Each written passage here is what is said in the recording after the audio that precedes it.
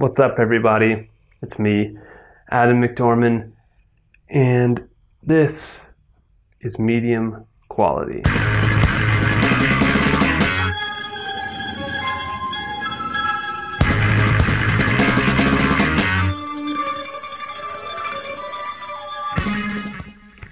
Vampire Weekend's most recent album, Modern Vampires of the City. This was on my list of the best albums of 2013, and it's a great album. It sounds very much like you might expect a Vampire Weekend album to sound. So if you like Vampire Weekend, you should probably at least give it a listen and decide where it fits in your collection of Vampire Weekend jams. Next up, I have a very strange album called Vanilla Fudge. I actually took this out of a box of records that my girlfriend had gotten for free, and she'd piled up the ones that were not even remotely interesting to her. And I put this on, gave it a spin, and it was just weird. Kind of funky, kind of psychedelic, and I thought, well, I'm just gonna take this. A great album from around the time that I was born, Wham's Make It Big from 1984. This album was an album that my mom was spending a lot of time listening to when she was pregnant for me, and I don't know if that accounts for why it is that I have this sort of weird soft spot for this album in my heart. But it is a very good 80s pop album. Next up, I have a 12-inch single of The Promise by When in Rome. I don't know, this may be the only good song that When in Rome has, so having a single is enough for me. And if you get it for free like I did, why the heck not? I have the 1975 album Venus and Mars by Wings. I am a pretty big fan of Wings. I find their albums, and this is probably no exception, to be maybe a little bit inconsistent. I've never really been able to move beyond the greatest hits collections into getting into single albums. I've got a couple, as you'll see, but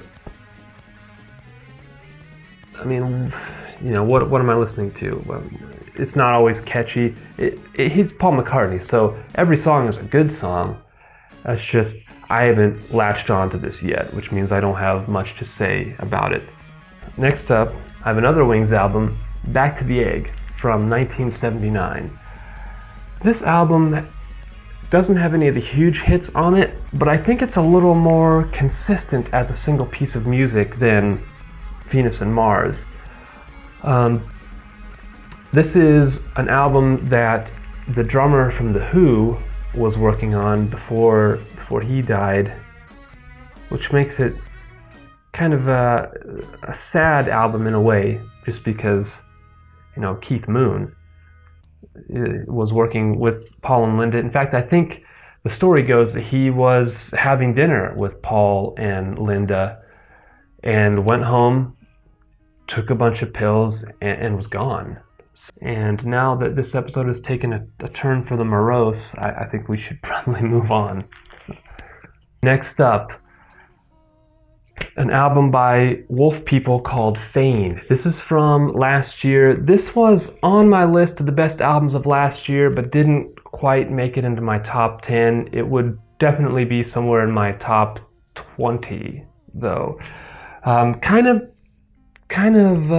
psychedelic in a way.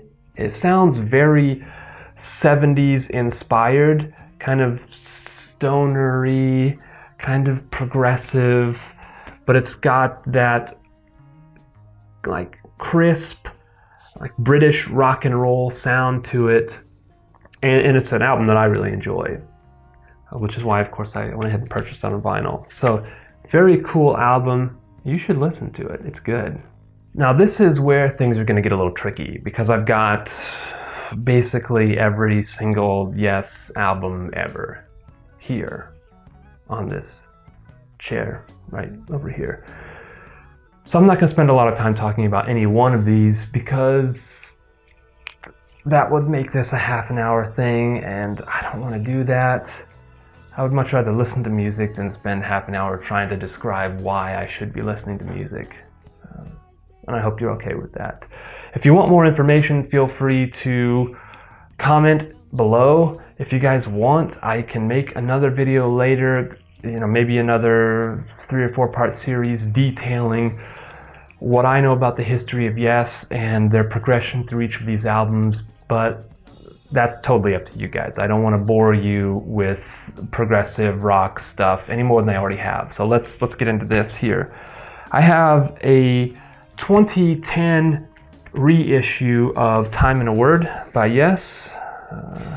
There are boobies on the front cover of this. The Yes album from 1970. Starship Troopers on here, you gotta listen to that. I've Seen All Good People, great catchy single type song. Get this one, it's sweet. Fragile, this is a favorite of most Yes fans. It's got Roundabout on it, also Heart of the Sunrise and South Side of the Sky. Close to the Edge, my favorite album of all time. So good. 3 tracks, Close to the Edge, And You and I, Siberian Khatru. Next up, I have Yes Songs. This is a live album from 1973, Tales from Topographic Ocean. This is a double LP from 1973, Yesterdays. This is a really cool compilation. Relayer, this is their album from 1974, Going for the One. Tormato, 1978. This is what most people consider to be the worst of the Yes albums. Yes Shows. This is a double LP live album, a drama. Classic Yes. This is a compilation of songs that you've probably heard. One thing that's cool about this is that several versions of this LP come with a bonus 45 that's got live versions of Roundabout and some other song that I don't remember. 90215, 9012 Live, the solos. I picked this up for not very much money. It's cool. Big Generator, Union. This is a very cool album from 1991. Not released on vinyl in the US, so I had to pick up a European import of this on eBay, which I don't usually like to do, but there was no way that I could find this in the US, as far as I know. Open Your Eyes. The Ladder. This is a 2013 vinyl pressing, remastered I think, of a 1999 album. 2013 vinyl release of Magnification. And the cool thing about this is that it has been pressed in really heavy purple vinyl. Still a really great album, and I like a lot of the songs on here, but I take them with a grain of salt because they don't have the spirit of that youthful, progressive Yes, even though this is a classic lineup. Fly From Here. This is the album that they released in 2011. I think this album is less cheesy than Magnification. I've got at least one friend who would probably disagree with me on that, but this is my show, so deal with it, Mark. That is all of my Yes albums. I've got one more thing I want to show you. Odyssey and Oracle by the Zombies. This is an album from 1968, proto-progressive, very psychedelic, but just so great. It's a great album.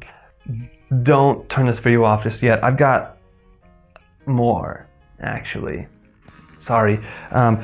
What I have is a collection of just oddities, just weird stuff that I have that doesn't really fit into my categorical system of vinyl taxonomy and organization. The Big Top Pee-wee soundtrack, I have God Bless America, which is a double LP of patriotic songs.